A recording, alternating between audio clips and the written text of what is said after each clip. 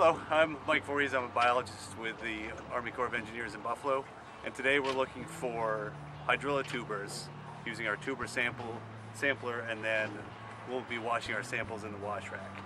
So the way we start is we put the tuber sampler in, give it a twist, and as we pull it up, there's suction within the sampler that keeps the sample in until we release it. Okay, bring that on over to the sampler. So then this is the wash station that we built to wash multiple samples at the same time.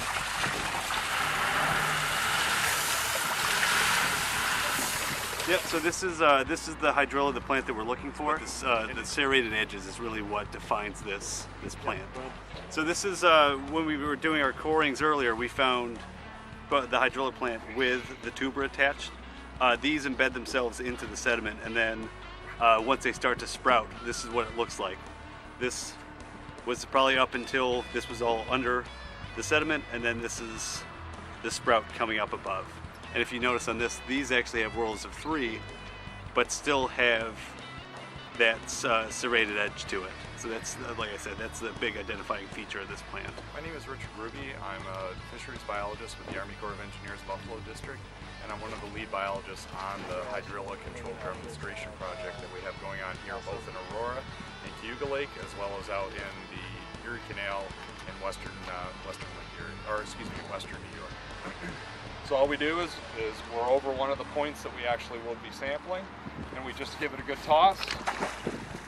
So we just toss the rake, and at this point, in order to identify what plants we have here, we actually have Hydrilla, which is the invasive plant that we're looking for to treat. We also have white stem. We also have another invasive plant that's been here for a long time. That's Eurasian milfoil. And we also have a macroalgae called Cara that's a native in this area.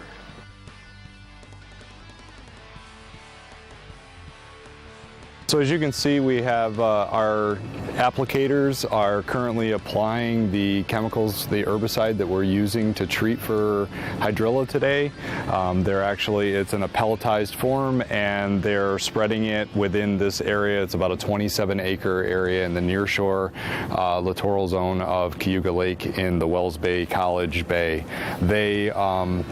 The type of chemical that we are using is one that is very safe. It's been used for many years and has been used successfully in the southern part of the lake near Cayuga Inlet. It's 2 chemicals that we're using. Fluoridone is the first one that we're using, and then for smaller, more spot treatments, we're using a chelated copper compound called comine, which is the trade label here. So really we're limited to herbicide as being the only viable way to effectively treat this plant, and we are using 2 that are actually very, very safe. There are no swimming, there's no fishing restrictions.